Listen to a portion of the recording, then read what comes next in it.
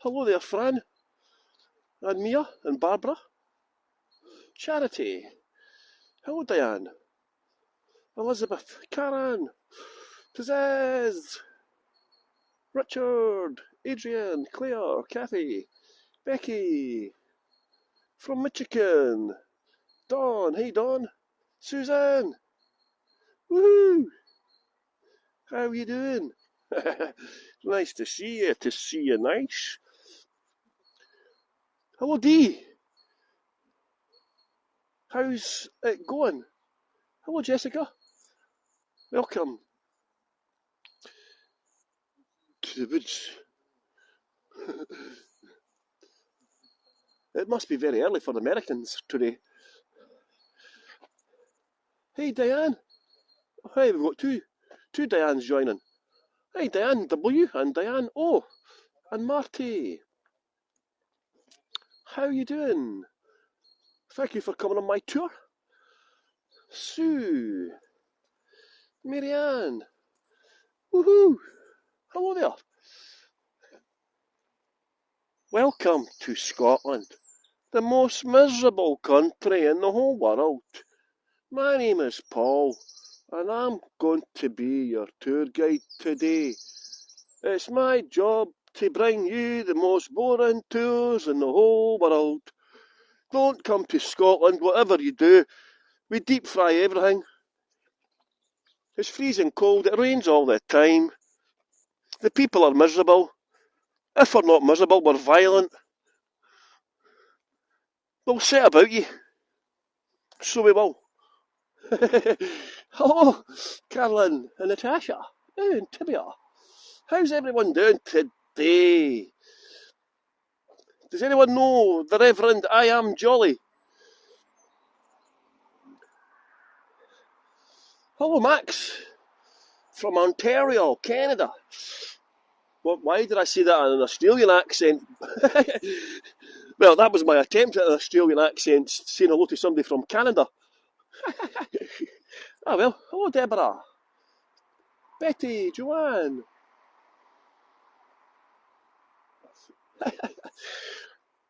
How's it going, matey? Merlambra Wonga. That's Australian for sheep dip. What have we got coming through here? What's this? It's almost springtime, everyone. Woo-hoo-hoo! Yeah, we've got springtime coming here. What's this coming up now? Ilex or something. Vertilica. Hey, Agatha. How's it going? Happy Mother's Day to everybody that's a mother. Soon it'll become Happy Parents' Day, won't it? Or Happy Person Day, it'll come too soon. You're not allowed to say mother anymore, according to Oxfam. Birthing person. Hello to all the birthing persons. Hey, Hayward. How's it hanging? Hey, Don. Jana.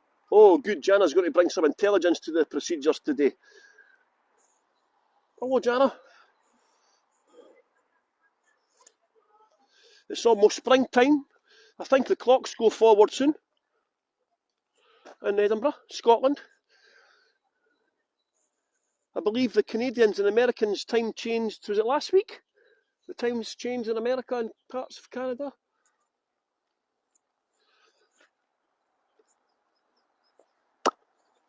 Yep. Last week for some of you. Last week, aye.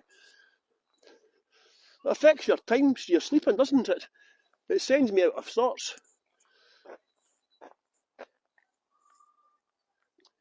Last week, aye. Hey, Mitchell. Roberto, ¿qué pasa? Jan. Elizabeth, tomorrow is our first day of spring. Yeah. Hello, Jessica. I'm glad somebody intelligent has arrived at last.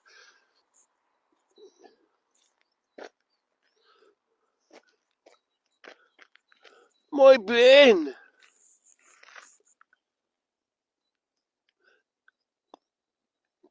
And here we have some creatures of the night skulking away. Hey, John and Doreen.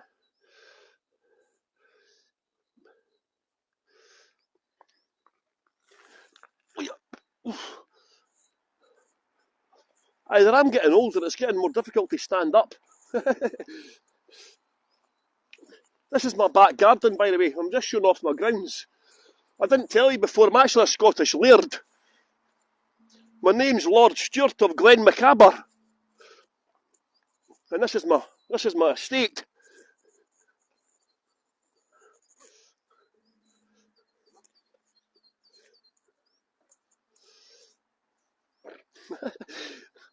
Hey, dot, dot, dot.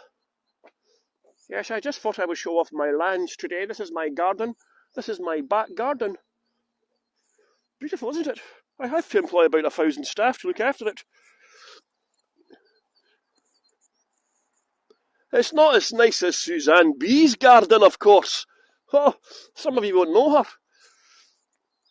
She's got more land than a Scottish laird.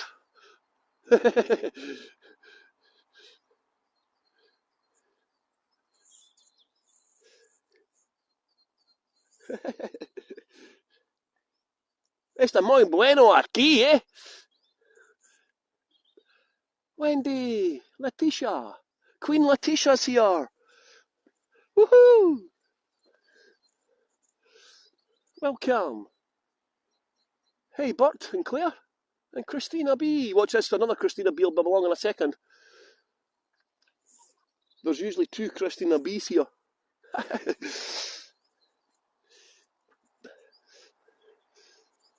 Sometimes 2 Dons, 2 Cheryls, 2 Michelles. There's only 1 Suzanne, of course.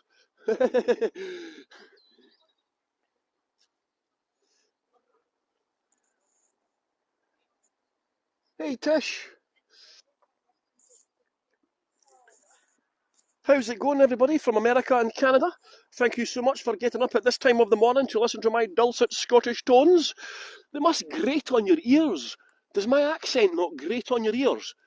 Is it not like chalk on a blackboard, my voice in the morning? Hey, Adrian, eh? No, I've got 2 Adrians today. Sorry, pa. I don't own a garden. I got a swimming pool deck and barbecue area. I don't own a garden either. This is not my garden. I wish it was. Beautiful, but isn't it? There is only one. There can be only one. If you haven't seen the movie Highlander, by the way, you must watch the movie Highlander.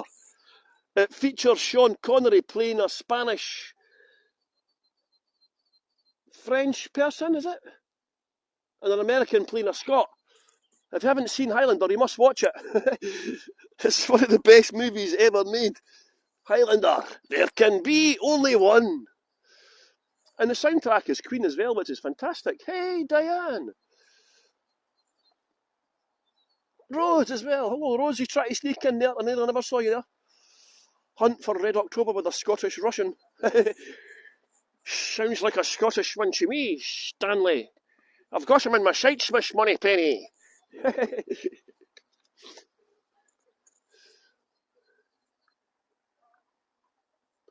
Remember and tell me when my tour starting, by the way. Yesterday, nobody told me for 2.5 minutes and my tour had started. 2.5 minutes before I noticed the tour had started. Somebody says it in the chat. I think it was Artie. Was it Artie that told me? I'm just talking nonsense as I do before the tour, you know.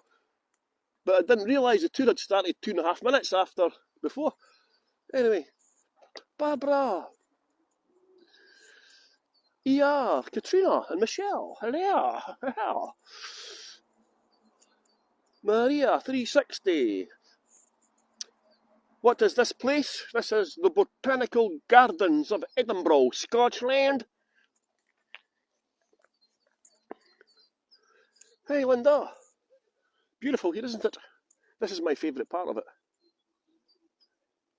Lovely postcards. I hope you're getting some nice postcards. Is there anybody here for the very first time?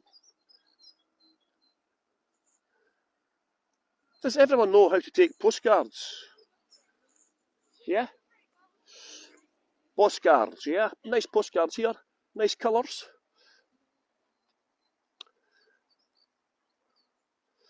Hi, Dot. Hi, Dot's doing not too bad. Hi, Deborah. And Tracy. Oh, Christina. Thank you for coming today and for being a sponsor. Thank you to all my sponsors. You make my life worth living. God, I can talk nonsense, don't I? Have you ever heard anyone that talks as much nonsense as I do? I haven't. But the good thing is I admit it, you know what I mean?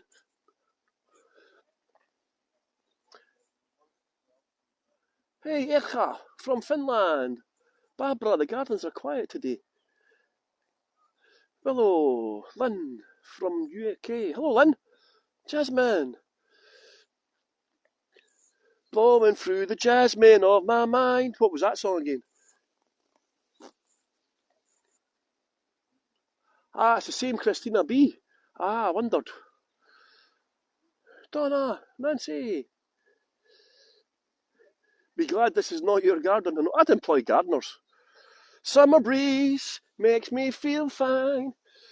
Blowing through the jasmine of my mind. Oh, no, I'm terrible. Who is the band again? Because my singing should be banned. Hey, Pamela and Charlie B and Tom. Hey, Tom, thanks for coming on my tour, bro.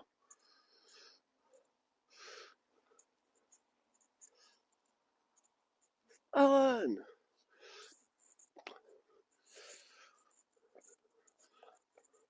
Very posh area here. This is called Golden Acre, by the way. You need to have a lot of money to stay here. You need to be rich to stay here. Look at this, is like Jacob's Ladder here. Where do these ladders go? Look at this. Where do we find Seals and Croft, was it? There's a big round white button in the centre of the... Is it still there?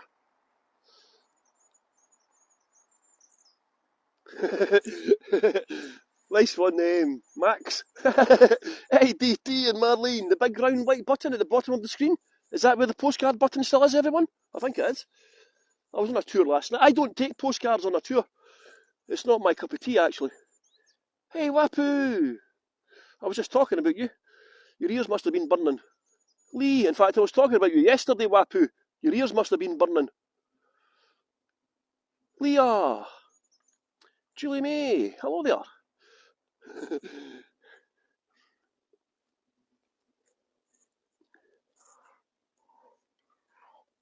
Welcome to Edinburgh, Scotland. Ooh. Touch the numbers that you've taken. Isley Brothers. I like the Isley Brothers. You know, you make me want to shout. Yeah, Marlene's left a tip already. See, Marlene's got every confidence in my ability to talk nonsense for the next 45 minutes or so. Later, after the tour, to see the postcards on your page. So you just go to your Hago page, or previous trips, or postcards. Can somebody type in how you see the postcards? I don't really take postcards on a tour. I'm too busy trying to listen to the tour guide. Kerry, Murray. Hello. G'day, mate. Malabra Wonga. That's Australian for sheep dip.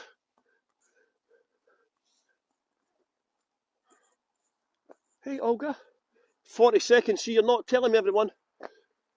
You've got one job.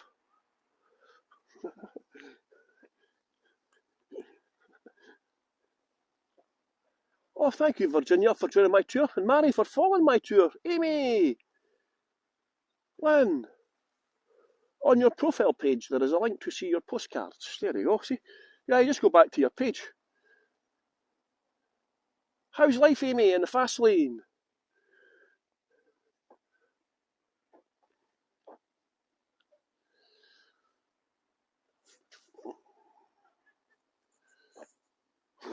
Go, go, go! Hello, everybody! Thank you so much for joining my tour today.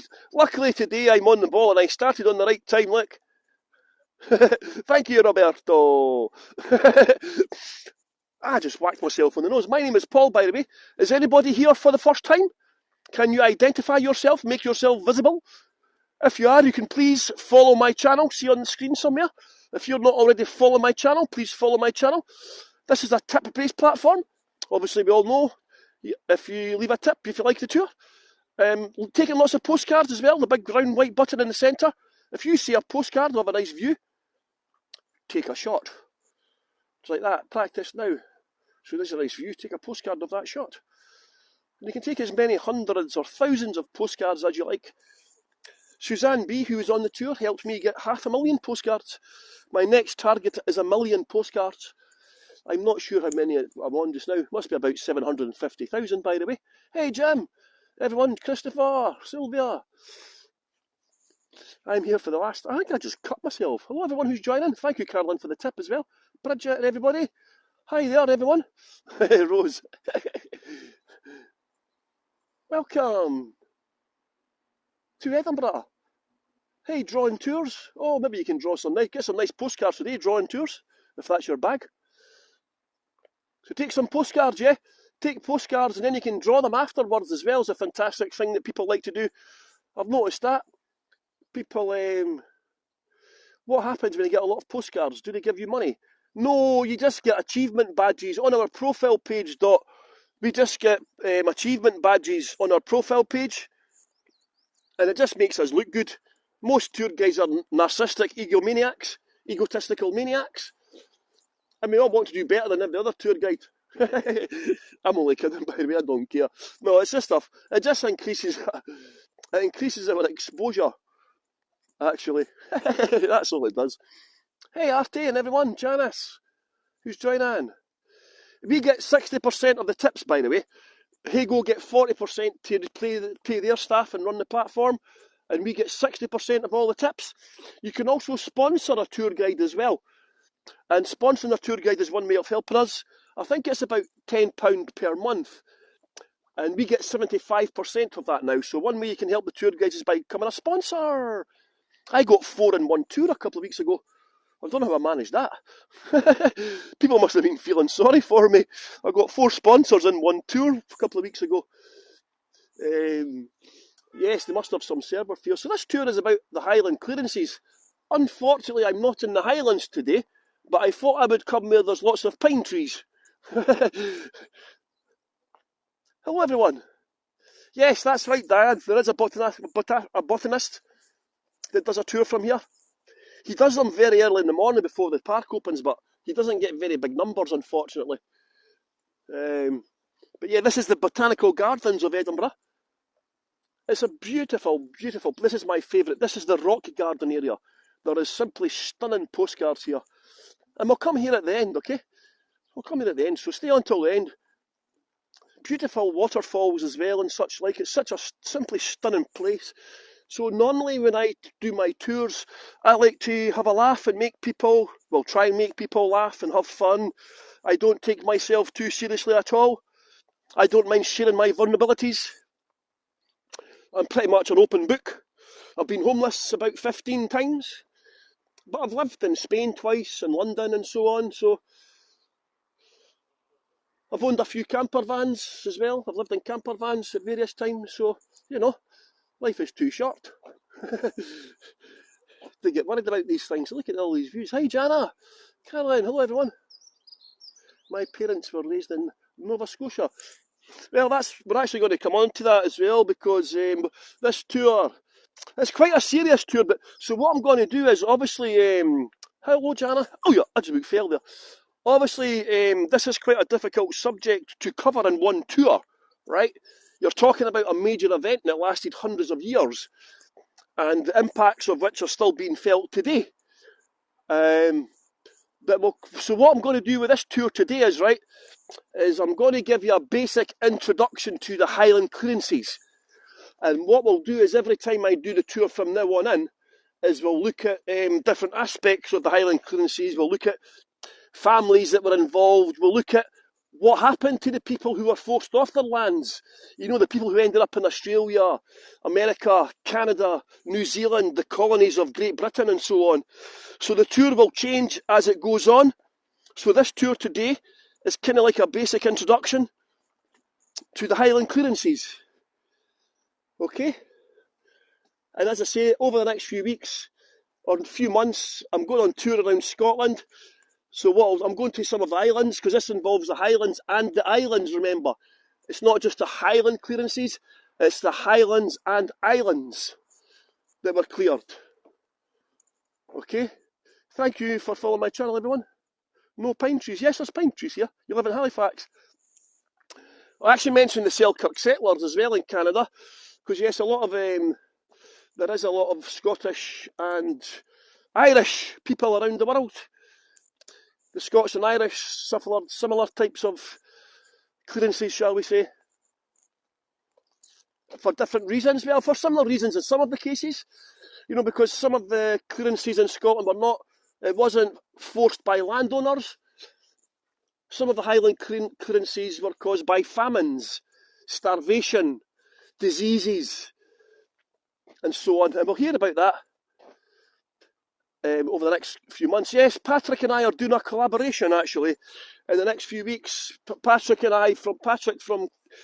Towney is Irish heritage, but obviously Canada has got a lot of Scottish heritage as well. So Patrick and I are going to do a tour about the links between Scotland and Canada, because Scotland and Canada were actually joined by the same landmass 400 million years ago, you know. Which I just find incredible, that Scotland and Canada split apart 400 million years ago. Of course, we were attached to the equator back in these times. Of course, so what are the years we're talking about? Okay, so the main period, right? The main period we're going to be covering is from 1750, okay? 1750 until 1860. Okay, so that's the main period I'm talking about. And bear in mind, this is just an introduction, because what you have to do on Hago, we've only got 45 minutes, and it's kind of, you can't replicate what you do on an in-person tour onto a virtual tour, if you can understand that. And so you have to make it entertaining. And obviously the Highland Clearances you could go on and talk about the Highland Clearances for days on end. There's so much depth that you could go into, you know, but to try and make it entertaining and to try and keep people interested, you have to try and split it up into like 45-minute, 60-minute long tours and make them entertaining at the same time. But you can see here, look, this looks like a Highland Clearance house. Look, after Culloden. Well, yes, this all linked actually, Jessica. It's all linked. But look, this is what this looks like. It's been a house that's been cleared from the Highland Clearances, isn't it? Look, try and get no people in the shot. Oh, no.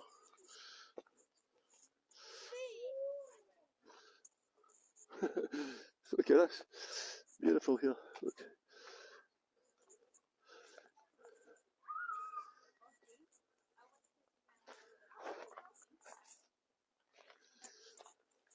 Look at this.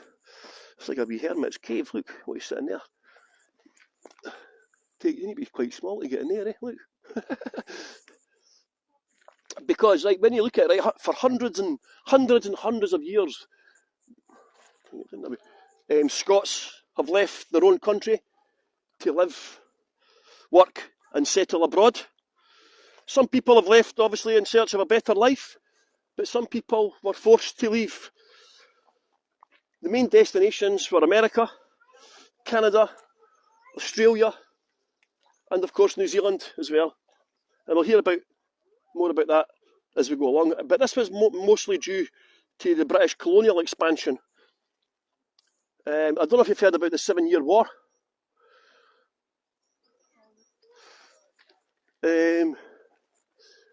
Tim, yes, they do. There are buses that come here. There's open top buses as well come to here, to the Botanicals.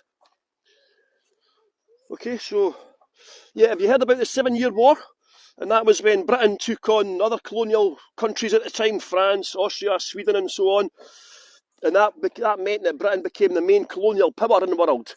And that led to what? Britain colonising 25% of the world. The sun didn't set on the British Empire. And of course, after the Union of 1707 in Scotland and England, that's when Scotland and England joined. And that gave Scotland access to the colonies as well, to the English colonies. But we actually need to go back a little bit further than this, okay?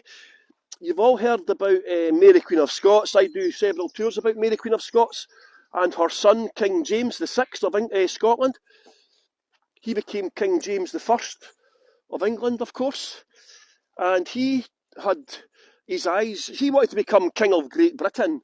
And he wanted to set up colonies around the world. He saw what England was doing. He wanted to set up colonies as well.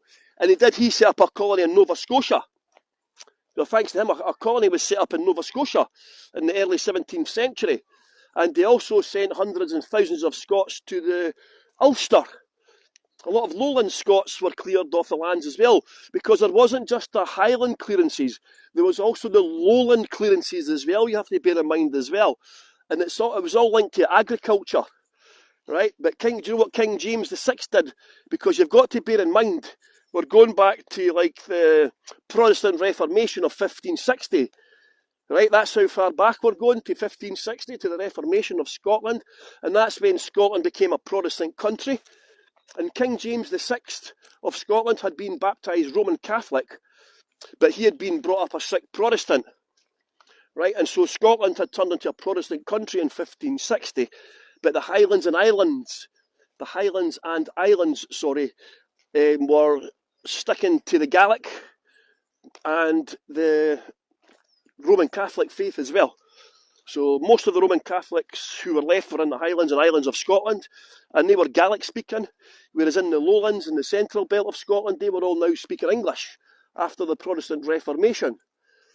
Okay, so what King James did, right, this is how it all starts with him, was he brought in an act called the Statutes of Iona. The statutes, not the statues, the statutes, S-T-A-T-U-T-E-S,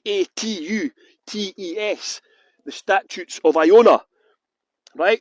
And what that meant was that the Highland Scottish clan chiefs had to send their children to lowland Scottish Protestant schools to be taught English and to be brought up Protestant. Okay?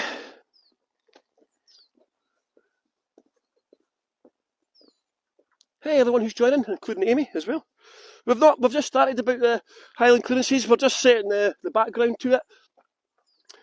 You can kind of link it back to King James VI of Scotland and the Protestant Reformation, where they were forcing the Highlanders to speak English and reject the Gaelic and the clan system as well. They wanted to break down the clan system as well, remember? So the Highlands and Islands still had the clan system, where the clan chiefs had a lot of power. And of course, King James wanted that power for himself.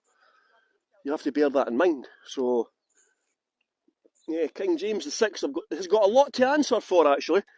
King James VI. And you've got to bear in mind as well, the Highlanders were considered barbarians almost by the people in the lower parts of Scotland. They were considered barbarians, like for speaking Gaelic and wearing tartan and hey, oh, hey, see you, Jimmy, and all this, you know. You can just imagine. And then, of course, we had the Jacobite rebellions again, right? And that, obviously, we've done a tour. I've done a tour recently about the Battle of Culloden in April 1746. And it was after that as well, with the Duke of Cumberland, you know. He tried to wipe out the Highland culture as well by banning tartan and banning Gaelic, banning weapons, the wearing of tartan, the Act of Proscription it was called. Do I have a camera filter? No. No, it's just the actual colour. Is it too dark? What's wrong with it? And also, you've got to bear in mind famines as well. There was famines in Scotland. And diseases like potato blight and so on. The famines, the potato crop failures didn't just happen in Ireland, they happened in Scotland as well. And that forced people to leave in the past as well. You know what I mean? So the breakdown of the clan system, you know, because like the Highlanders, after Culloden, it would be considered genocide. what was carried out upon the Highlanders of Scotland, you know. And you've got to bear in mind the population wasn't as big a difference. There was like Scotland's population at this time was 1.25 million thereabouts, and England was only 5 million. There wasn't such a big gap in the populations as well. And what probably during the clearances, well, they reckon at least 70,000 people got cleared off the Highlands lands, and at that time there would have been about 400,000 people living in the Highlands. So take it from me, you know. I believe it was genocide. And then, of course, what happened was in 1707, when England and Scotland joined to create Britain, as I mentioned earlier, that gave us access to the colonies, right? Now, you have to bear in mind, at that time, Scotland had 4 universities and England only had 2 universities, right? So a higher percentage of the Scottish population could read or write than per head of population than English people did, right? And so when we got access to the colonies, the Scots were given jobs in the colonies, you know, like in admin, accounting, you know, they would set up the farming and so on. So the Scots did play a big role in the colonies as well. And some Scots did prosper, you know. Some Scots did prosper who were given jobs in the colonies. Some of them were missionaries, you know, some were soldiers. But the people forced off their lands, they were lucky to survive the journeys on the ships. You know, diseases like dysentery, smallpox would easily spread rapidly on the crowded ships. And some were also indentured servants as well. Have you heard of indentured servants? And that's where you had to work off, like you were basically, you're almost like a slave. You had more rights than a slave, but you basically had to work for a period of about 7 years before he got released. Oliver Cromwell famously sent hundreds of Scots as indentured servants to Massachusetts Bay. Do we have any people from America who lives near Massachusetts Bay? Because he sent hundreds of Scots as indentured servants to Massachusetts. Am I saying that correctly? Massachusetts. It's a hard word for me to say. For some bizarre reason. And some Scots were forced off their lands as well, but others didn't do so good. Some did good and some didn't do good. But the Scots obviously took their traditions, the music, their customs, their language, their religion with them. And many Scottish traditions were maintained, developed, and indeed influenced by cultures that they found there. I mean, if you look at Tartan Day in America, and of course, convicts were also sent to the colonies as a punishment as well. Convicts were also sent as a punishment to the colonies. Mostly Australia, right enough. Do we have any Australians watching today? Do we have anybody from Australia? Well, you could be a relative of a Scottish convict.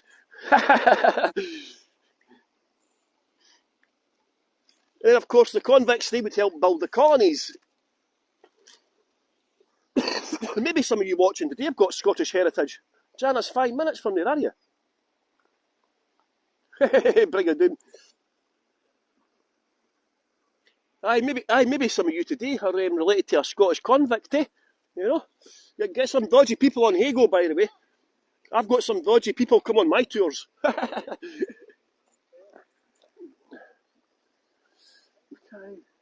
Do they have the same tribe? Oh, I'm not sure about that, Claudia. Tartans, a lot of the clan tartans today, especially kilts, are a modern invention. People didn't wear kilts until much later on. It's beautiful here, isn't it? I'm a Stuart as well. So as I mentioned, about 70,000 Scots at least were forced off the lands. But prior to that, there had been several famines in the 17th century, and over 120,000 people had left at the end of the 17th century due to famines and starvation. Thousands died. 100,000 Scots went to Ireland. Over 7,000 went to America. 20,000 went to Europe.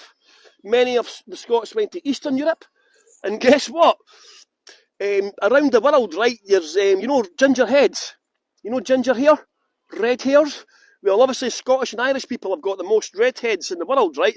But because all the Scots and the Irish were forced off their lands, there are like pockets around the world where they've got lots of redheads. And there's a place in Russia stroke Poland, between Russia and Poland, there's an area there where they reckon there was up to 20, 30,000 Scots living there. And they've got one of the highest number of gingers in the world after Scotland and Ireland because of all the Scots getting forced off their lands and spreading their genes, of course, you know. They didn't just lie about. Obviously, they spread their genes. Bradford, yes, well, that's where I'm from. I'm from Yorkshire. I'm from Halifax. But the clearances we're talking about in the 18th, 19th century, these were people that were forced off their lands by the landowners for sheep, mainly. Obviously, because of the movements in agriculture, the Industrial Revolution had happened, yeah? You've got to bear in mind the Industrial Revolution happened during this period as well. And so farming was changing. And in Scotland, all the clans, they had like small pieces of land, like crofters. You know, they all had bits of land that they worked off. And it wasn't very profitable for the landowners who had been brought in to take over from the clan chiefs when the clan system had been broken down. And the landowners were more interested in profit. And sheep were more profitable than man, of course. Look at this. Beautiful, isn't it? This is one of my favourite places in Edinburgh, by the way. So some of the farmers, by the way, you've got to bear in mind that they were mostly farmers, these people, right? And then initially the landowners sent them to the coastlines of Scotland, right? They would get sent to the coastlines, right? Where it was fishing and seaweed harvesting, kelp and so on, right? But they were farmers. This work was kind of alien to them. And then the kelp price collapsed. And lots of Highlanders moved to the big cities of Scotland as well, by the way. Like the Irish did. The Irish fled to like Glasgow. Here in Edinburgh, lots of Highlanders came down to Edinburgh. Mostly stayed in the slums in the Old Town. And they became part of the city guards as well. They were always big, strong, hard-working people they were seen as, you know. But they lived in the slums and they were forced to work in factories. The housing conditions were terrible. So a lot of them voluntarily left in a kind of way. You can see involuntary in a kind of way, I suppose. A lot of them, the farmers wanted to do the farming, so they moved to Canada. A lot of farmers moved to Canada. And the red hair is a heritage of the Vikings. I'm saying nothing about the Vikings. I don't want to get myself into trouble. But yes, the Vikings did invade Scotland and Ireland, and obviously spread their genes as well. Hello everyone who's joining, welcome to the Highlands, not the Highlands, stroke Edinburgh. So the Highlanders that went to the big cities, they didn't like working in the factories, and that's why they preferred to go back to farming. So that's why a lot of them left at that point as well, you know. But one of the landowners I must talk about, one of the most notorious landowners actually, look at this for a postcard, one of the most notorious landowners, stroke slave owner, stroke, you would call him a genocidal maniac actually, the Duke and Duchess of Sutherland. Have you heard of the Duke or Duchess of Sutherland? I'll put in a statue. He was a notorious landowner. Yeah. That's a statue of him there. It's like the statue in Edinburgh. Look. See, you've got this. If you click on the chat, you'll see two images. One is of the Duke of Sutherland, and another one is of Henry Dundas. They were both slave owners. They were both nasty, horrible men. And look at the size of the statues. The statue today causes quite a lot of controversy, shall we say. Yeah, there has been attempts to knock it down and so on. And he wasn't the first or the last Highland lord to clear his land of the people, but he was certainly the most successful. So I'm just trying to get a bit of space here to go up there, but it just is non-stop here just now. So it's went from being dead to now this being like the busiest part when I come here.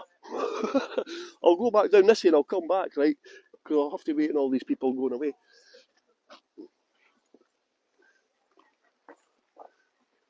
It's so funny when you go somewhere, it's been dead, you go to it and then all of a sudden it gets mobbed. I thought I would come here to get away from all the hecticness in Edinburgh. You know, all the crowds in Edinburgh getting in your way, looking at you and all that. Hello, you want a picture? These people up there just stand and look at you. Oh, hello, Cheryl. See, look, this was dead when I came here. As soon as I come here, everyone comes. It is, they follow me everywhere I go in Edinburgh. I don't know what it is, I seem to attract crowds. It was so good. Bring back lockdown. Bring back lockdown, I remember. Duke of York, don't even get me started on him. Another slave owner. Yeah, the grand old Duke of York, he owned 5,000 slaves. Him and Dundas recruited them to the British Army, you know. But the Duke of Sutherland, right? Oh, here's Patrick. Is that Patrick, the tour guide? When did you come in, Patrick? I was talking about you earlier. Your ears must have been burning. How's life, Cheryl? I didn't see you come in, Patrick. I was just speaking about you earlier on. Because I'm saying this is just a basic introduction to the Highland Clearances today. And what I'm going to do over the next few months is go into it in a bit more depth and, for example, look at what happened to the people who fled or were forced to flee Scotland. You've got the Selkirk settlers in Canada. Patrick spoke about them in the past. You've obviously got 25 million Americans that claim Scottish heritage. You've got, 5 million Canadians. Look at this. Where's everybody come from? This was dead a minute ago. Most of you all know Patrick, by the way. New Scotland as well, Nova Scotia. Yes, I've got friends in Nova Scotia. One of my uncles moved to Canada as well, but there was Scottish people moved in the 50s and 60s as well. Again, economic migrants, to be fair.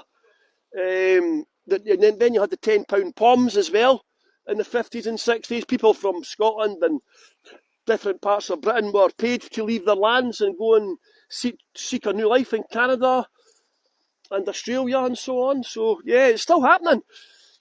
There's still people moving even today. The Scots still go around the world and spread their genes, shall we say. Cheryl, did I get any snow? No, we got no snow at all. Despite me putting on 3 tours, Winter Wonderland tours, we got no snow. The whole of Britain got affected by snow and completely and utterly missed Edinburgh, apart from one light dusting we got. That was it. It was terribly. It was muy terribly, so it was. So the Duke of Sutherland. So you've all heard about the Battle of Culloden and the Duke of Cumberland, who committed genocide after the battle by killing thousands of Scots and a mass campaign of rape, murder and pillaging. British control, the Highland culture was wiped out almost after Culloden. Well, the Duke of Sutherland, he managed to do what the Butcher Cumberland was too scared to do. Because when the Duke of Cumberland, he wasn't called the Butcher of Cumberland until he returned to England. It was the English that gave him that title because of the atrocities that he carried out. Right, so it wasn't the Scots that gave him the name the Butcher Cumberland. It was the English. And what the Duke of Sutherland did was he managed to finish and complete what even Cumberland was too scared to do. You know, because he would set people's houses on fire. There was occasions where people were set on fire inside their house. Believe it or not, he would demolish their houses, he would poison their crops, kill their cattle and so on.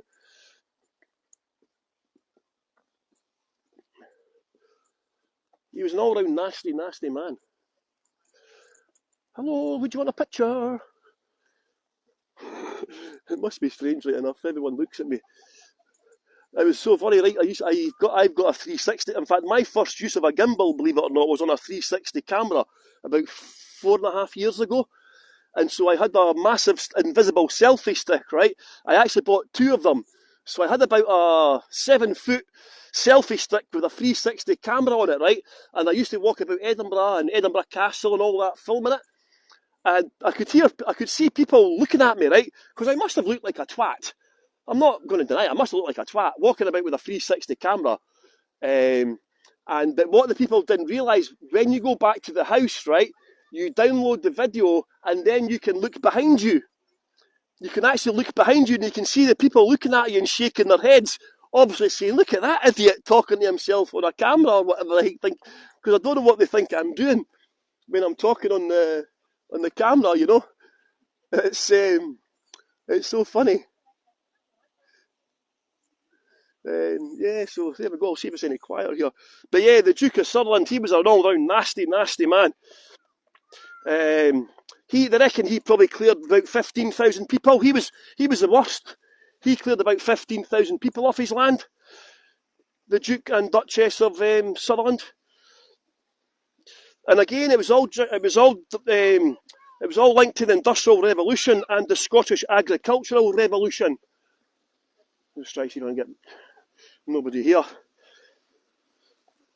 As I mentioned earlier, that had actually led to the Scottish Agricultural Revolution had led to the Lowland Clearances, and it meant what happened was it meant the breakdown of small settlements, crofters, etc.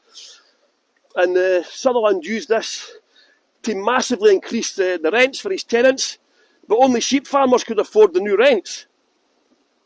And allegedly, because of all the famines and the conditions the Highlanders were living in, allegedly Sutherland didn't want them to suffer from famines anymore and die from starvation. So that's why he said he started to clear them from his lands. But yeah, I think he was just an all-round... He was driven by profit, you know what I mean? He was driven by profit. But look at this, everyone. So the Duke of Sutherland is a very controversial character. And as I said, he's got a statue in the Highlands, like Dundas. You know, he was a notorious... He was an evil, evil man, burning houses with people inside them as well. And I believe... In fact, Patrick, were you here when I was talking about the Selkirk settlers a minute ago? I don't know if you were here at that point, Patrick. Because what we'll do over the next few months is, as I said earlier, we'll look at what happened to the people who moved or were forced to move to Canada, America, Australia, and so I'm not saying the Scots were innocent, by the way. I'm not saying this because, as we know, the British ruled 25% of the world, and I'm not saying Scottish people were innocent in that at all. The Scots did play a big role in the colonisation of the world. In fact, probably a bigger role than English people. But the English people didn't suffer in the way that the Highlanders did. You know, the Highlanders were forced off their lands. They were forced off their lands. And that is the difference. You know what I mean? Why in the world would be there a statue to him? Because you know what these people are like. Hello, Mike. Is that Mike? Is that Guide Mike? You've just missed the tour. That's the statue of the Duke of Sutherland, by the way. Patrick, that's the statue there. Hi, Mike. How you doing, buddy? Mike's a tour guide from Scotland and Edinburgh as well. In fact, we're doing a tour together soon. End of the month.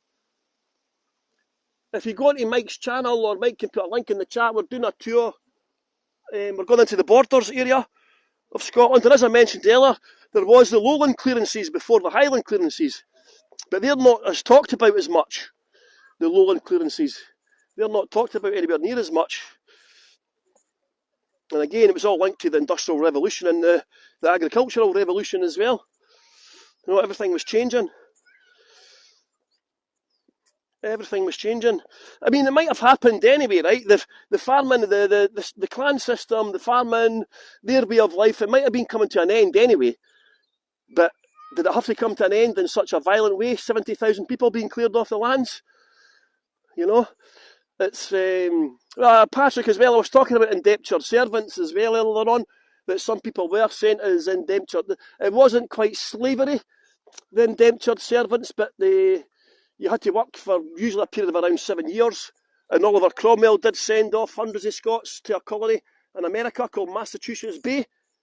We've got somebody from there as well. But as we know, the Scots who moved to these lands, they did help to build the colonies. As Patrick's saying as well, they built the canal to Ottawa.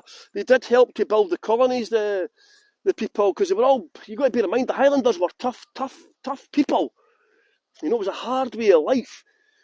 these guys could move mountains with their bare hands. You know, they were hard workers.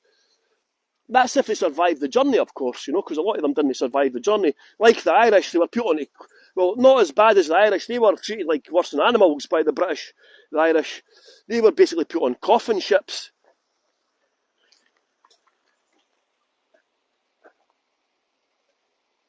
Hi Lorraine, you've just joined near the end, by the way.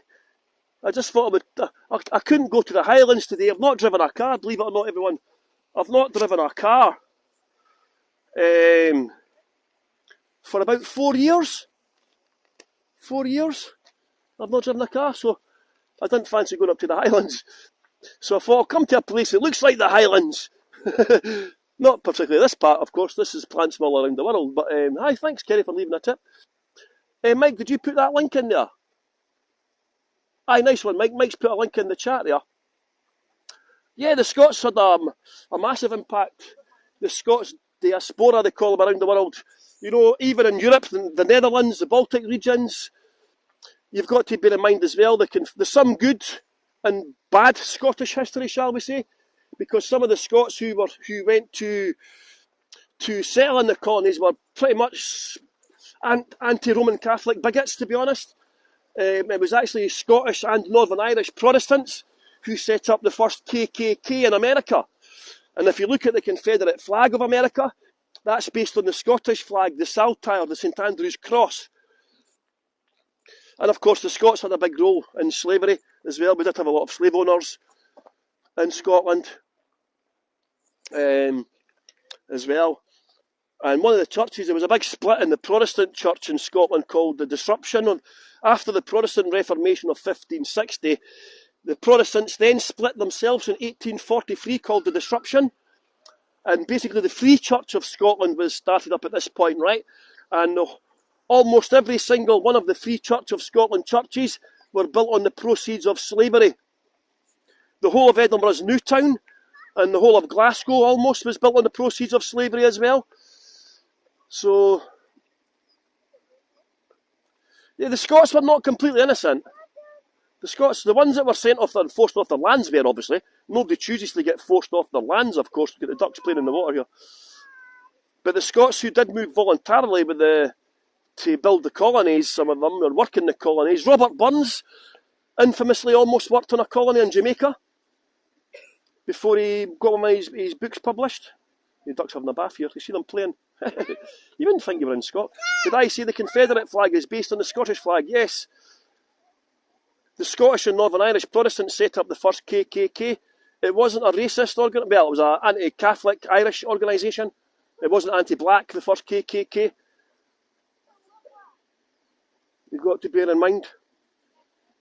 Look at this wee thing here. Look at this. Is that a coot? Oh, don't get me started. Well, let's have a heated debate. The Nova Scotia tartan as well. I've got a Nova Scotia tartan tie. I have a Nova Scotia tartan scarf.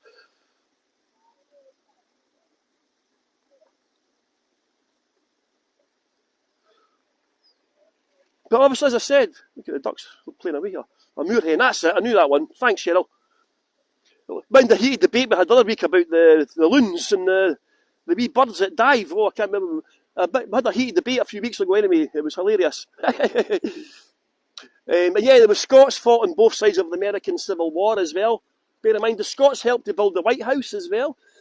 And as I say, over the next few months, I'll look at different stages of the Highland Clearances. You know, go into a bit more depth behind it. Some of the individual cases, some individual families of the people who were evicted, and then we'll look at the countries that they were evicted to and what they did there. In fact, maybe Patrick and I can maybe do a tour about that, perhaps. We've already spoken about doing a tour about the connections between the Scots and the Canadians as well. I think there's about 5 million Canadian Scots. Not as many as America, right enough, but 5 million Canadian Scots. What's the population of Canada, Patrick? It's not as big as America, I know that. America's about 360 million, isn't it? 38 million. So if you've got 5 million Canadians out of 38 million, that's quite a big percentage of the population when you think about it, isn't it? Really. And 25 million Americans, that's almost, what, about 7%? Yeah, lots of Scottish place names. You've got Edinburgh, you've got 11, you have 11 Edinburghs around the world. 11 Edinburghs. You've got 7 Edinburghs in Canada alone. Of course, I was telling him earlier, Patrick, that Scotland and Canada were joined by the same landmass 400 million years ago. So Scotland and Canada has got long-standing historical and geographical connections, shall we say, geological connections. But Scotland was attached to the crater 440 million years ago as well, which I find mind-blowing, that Scotland was attached to the crater. Does anyone else find that mad? I just find that like mind-blowing that Scotland was attached to the equator 440 million years ago, and then we moved around and smashed into England, and we were attached to the mainland of Europe until a tsunami cut us off about 8,000 years ago. I just find that mind-blowing when you think about it. I have a Scotch town a few minutes for me. Oh, have you? Yeah, as I was saying, there's loads of Scottish place names around the world. 11 Edinburghs. You've got all the Canadian ones, the Banff. Have you got Cairngorms there as well? There's just so many places around the world that we did set up the modern world as well, obviously, you know what I mean? The name is actually called Scotchtown, is it? That's what I'm saying. Dallas, yeah, you've got Dallas. You've got, what's one in Florida? You've got Florida. What's the Scottish place? I was talking about this the other day there. Oh, God, there was something in Florida. I can't remember. How many gardeners? Dunedin, you've got Dunedin in New Zealand as well. Yes, Scots name for Edinburgh. Hill on the Fort, it means. How many gardeners work here? I've not got a clue, mate. I know they've got about 250 staff. There's 4 botanical gardens, mind you, in Scotland. This is the biggest botanical garden in Scotland. It's about 70 hectares, something like that. In Edinburgh, Texas as well. How many people here? Give me a thumbs up if you have Scottish heritage with you in you. How many people on here, just out of curiosity, how many people on here have Scottish heritage?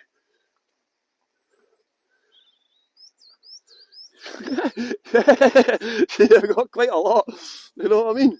Isn't it incredible? And then, of course, you fling into the mix the Irish as well. See, so many people, and that's why, in a roundabout kind of way, because people do love Scotland and Ireland, right? Because there's so many of us, Scotland and Ireland has suffered at the hand of the Brits, in similar ways and different ways as well, you could say. But there are lots of Irish people around the world as well, a lot of Scots as well, and the clan system in America is actually big as well. What's the clan system like in Canada, Patrick? Is the Scottish clan system still prevalent in Canada? I know it is in America, because we have the gathering of the clans. And just in Nova Scotia, yeah, you've got the bagpipe, you've got the Highland Games in that in Nova Scotia. But just mainly Nova Scotia then, aye. It's beautiful here, isn't it? The Highland Games in Canmore as well. Yeah. Yeah, that's a tradition that Scots have taken around the world as well, the Highland Games, caber tossing and all that. And of course you've got the Edinburgh military tattoo now as well. The Edinburgh tattoo is now held in Australia and New Zealand, I think, as well. You know, so it's just showing you. Highland Games in Ontario as well. Yeah, cool, man, eh? So it's fantastic, eh? That's what I'm saying. So there is, and a lot of these people who were kicked off the lands or their families moved off the lands for whatever reason, they do feel a very strong connection to Scotland. And so many of them want to come back to Scotland and spend their money here. They want to trace their family's history. A lot of people around the world drink Scotch, of course. Scotch whisky is very popular. And of course the Scots invented golf and football. Scotland invented football, soccer, because England used to pass the ball with their hands, like rugby. Okay, it was the Scottish football teams that showed England how to play football with the ball on the ground. Okay, so England did not invent football. Scotland did, the modern game. The oldest football in the world is in Scotland. Dates back to Mary Queen of Scots. So don't let anyone from England tell you that football is coming home, because football will never come home to you, because it doesn't belong to you. So stop telling lies, England. You would not think I'm English by birth, would you?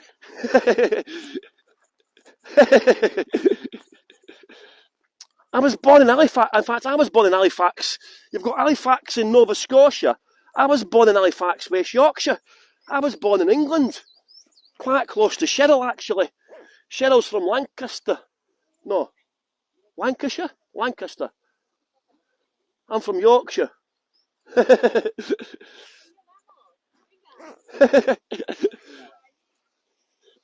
So this is the Botanical Gardens, by the way. Hopefully, in fact, I came here last week, actually. That's why I came here today. I thought I'll just come, because it's such a beautiful location here. You can actually get, I think there's actually a wedding show on today. You can actually get married here in this part of the grounds here at the Botanical Gardens. So this is, during lockdown, this was Scotland's #1 visitor attraction, actually. It normally gets about 1 million visitors a year. And the best thing is, it's free. So this is the wedding. This is one of the conference halls over here. And the good thing is, right, is it's open all year round. It's free to come in. And you can just turn up at any point, 7 days a week. And just come in. It's split into 12 zones. It's split into 12 zones. This is the rock garden zone. Basketball was invented by a Scot, was it? Basketball as well. Wow, I didn't know that. There you go. Yeah, so the Botanical Gardens is split into 12 main zones. So if you do ever visit Edinburgh, I highly recommend coming to the Botanical Gardens. You can walk from the city centre in about 20 minutes, thereabouts, or you can get a bus, or you can, if you do walk here, I would recommend getting the bus back. It's because going back into the centre of Edinburgh is uphill. So if you do come to Edinburgh, I highly recommend the Botanical Gardens. I would put it in your top 5 of things to do in Edinburgh. After the castle and the palace and Dartford Seat, I would come here. It's free of charge. Edinburgh is a very expensive city. Yeah, Dunlop invented the bicycle. Basically the Industrial Revolution was started by James Watt, another slave owner. James Watt was a famous inventor, stroke engineer in Scotland, and he invented the world's first economical steam engine with a separate condenser, and that kicked off the Industrial Revolution. But as I mentioned, he was also a slave owner.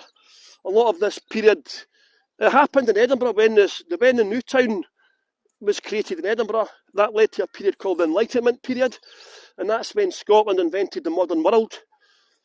You know, anything from chloroform to penicillin, to television, to the telephone, to radar, to the kaleidoscope. As you can see, the daffodils are coming out as well. So I'll take you up to this bit, actually, just to finish off the tour. We'll take you up to this bit. Ah yes, the Macintosh raincoats as well. You name it, Scotland invented it. But there was a scam. I fell for the scam. It only came out last year, right? It actually fooled Visit Scotland, believe it or not. Some guy went onto Wikipedia, right, about 20 years ago, and changed the inventor of the electric toaster to a Scottish person, right? And everyone fell for it in Scotland. So I fell for it as a tour guide, telling people on my tours, oh yes, Scotland invented the electric toaster, blah, blah, blah, blah, and it was on like official websites and so on. It turned out the guy just did it for a laugh. He scammed everybody. A Scottish guy didn't invent the electric toaster, but everyone fell for it, including me.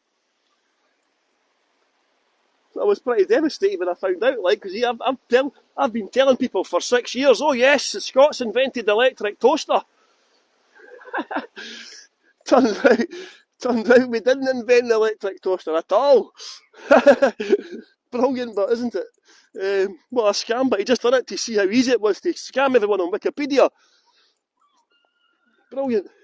I'm going to show you where Edinburgh Castle is, by the way. If you stay on, I know we're just about going over the tour. Chip and pin, yeah, the ATM was invented in Edinburgh, I think, or Scotland anyway. The overdraft was invented in Scotland.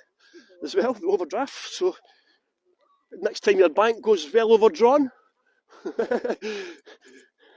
you can blame the Scots for that one too.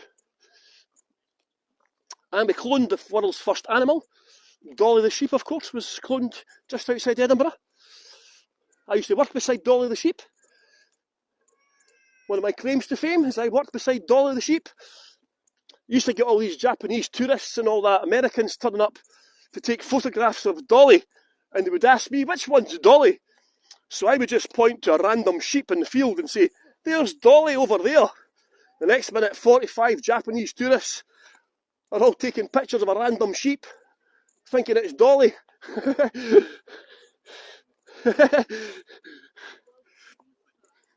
Quite funny, like, I was like, oh well, they'll never know. It just looked like a sheep. Yes, I'll come back here in the summer when it's in bloom. It's beautiful here. They've been quite lucky this year. They haven't suffered from much tree damage. A lot of times in the winter, because we didn't get much snow, because what happens if you get a late snow, right, and you get the high winds, you've got all the weight of the snow on the trees with the leaves. So every couple of years or so, they do get lots of tree damage caused by the heavy winds and the snow on the trees and so on. So, been quite lucky this year. There's been not too much damage done that I've heard about anyway. In the papers, I've not read anything too much about it. But yeah, it is beautiful in the summer. And yes, Dolly's now on display in the National Museum of Scotland, which is in Edinburgh. And of course, that's now overtaken the Botanical Gardens as number one. Because it was closed almost for 2.5 years, that now gets 2 million visitors a year. And again, if you're coming to Edinburgh, the museums and the galleries, as well as the gardens, are all free. So you can come to Edinburgh on a budget. Obviously, Edinburgh is a capital city, so it is quite expensive here. But you can do things on a budget. Okay, but if you stay on, I'm just going to show you where the castle is in relation to where the park is. As I said, it's split into 12 main zones. Some of them are all closed off. It did have the largest palm tree collection in Britain, in the glasshouses, but don't come to see them because they're not here. The glasshouses are getting renovated and replaced, so they've had to move the palm tree collection and so on. So part of the grounds are closed off due to renovation works, okay? So don't come expecting you can go to visit the glasshouses because they are closed. Do I do in-person tours? Yes. I'm a tour guide, tour leader, virtual tour guide, and talker of nonsense. Woohoo!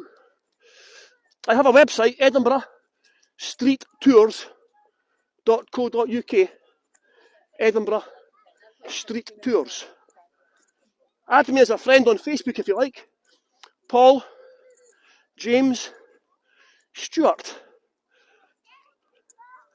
I'm just going to show you where the castle is.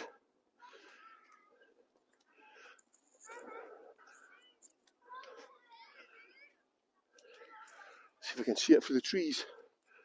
1 second, everyone. Just try to get a clear view through the trees here. Ah, Laurie, you joined at the end, my friend. So look, there's Edinburgh Castle there. See it? Sitting on top of the volcanic rock. So that's how close it is. It's not that far away. You're talking. Thank you for following my channel, Mandy. Hey, Laurie. So that's not too far from the castle. As I say, it would take you 20-30 minutes at the most to walk down. But as you can see, it's uphill. So bear in mind, if you are staying in the centre of Edinburgh, I would just get public transport back. Look at the castle. Look at the grey skies as well. It rains 191 days of the year in Edinburgh. So bear in mind, if you are coming to Edinburgh, there's no such thing as bad weather. It's just you wearing the wrong clothes. So bear that in mind, everyone. And I'm stealing that from Billy Connolly. So I hope you've had a good tour today, everyone. So that today was just a basic introduction to the Highland Clearances, and over the next couple of months, I'll be looking in for more detail at particular instances of the clearances, particular incidents, what happened to the people who were forced off their lands, the impact it had on the countries that they were forced to move to, and so on. And as I mentioned earlier, some was good and some was not so good.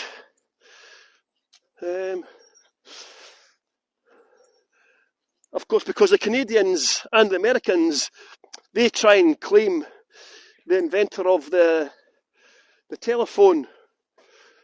What was his name? Rings a bell? Alexander Graham Bell. He moved to Canada and then he moved to America. And of course, the Americans and the Canadians all claim that he is theirs, when of course he was born in Edinburgh. So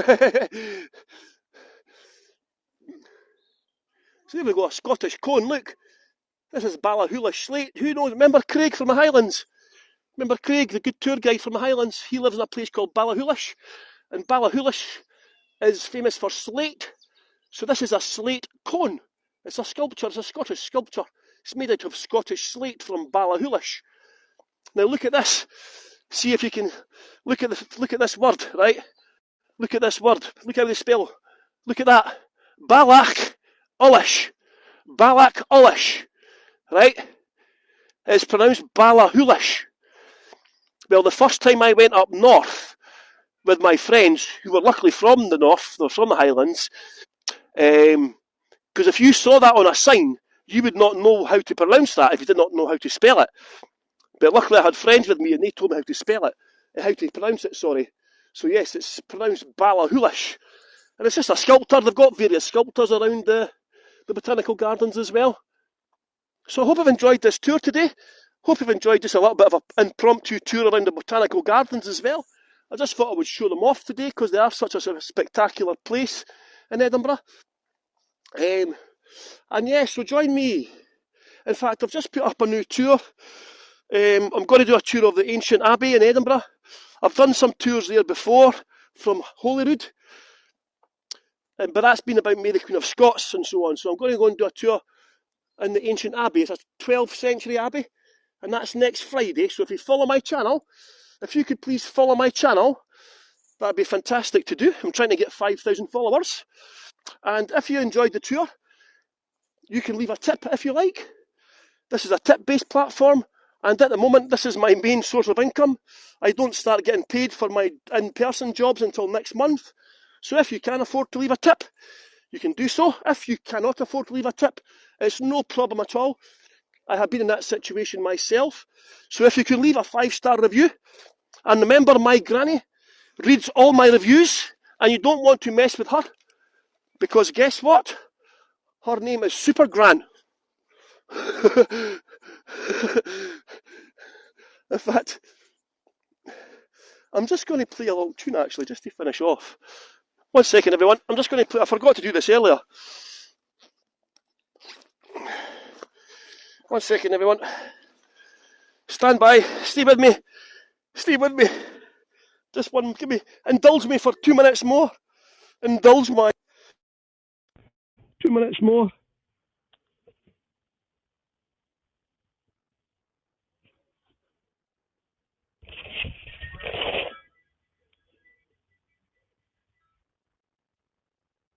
One second.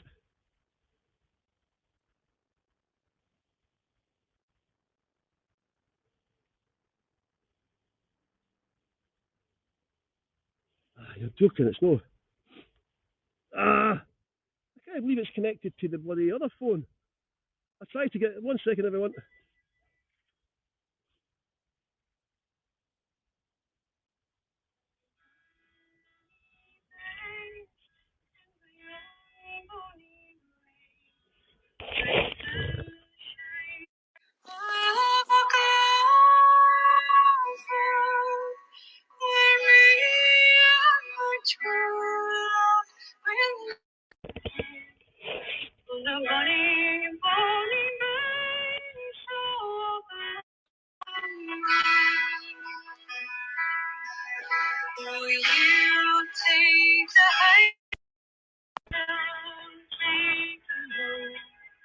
and I'll be in Scotland afar. For me, not much too long, we'll never meet again. In the green morning rains of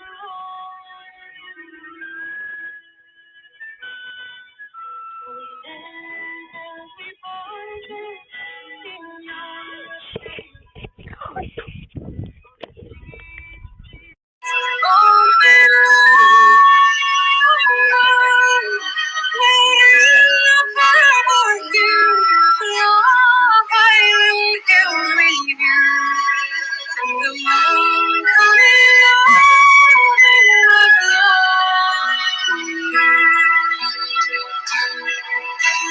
You take the high road and I'll take the low, and I'll be in Scotland for you. For me, not much more, we'll never meet again.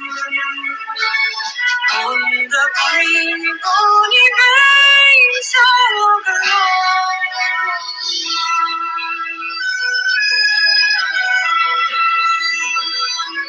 So there you go, everyone. I hope you've enjoyed the tour today. Thank you so much for keeping me company. I hope to see some of you. I've got tours on every day this week, I think, so please join me the rest of the week. I look forward to seeing some of you on my tours during the week. Thank you so much. It's been an honour and a privilege. And thank you, Patrick, and everyone else for coming on my tours, all my sponsors. Thank you so much. Have the best day and take it easy.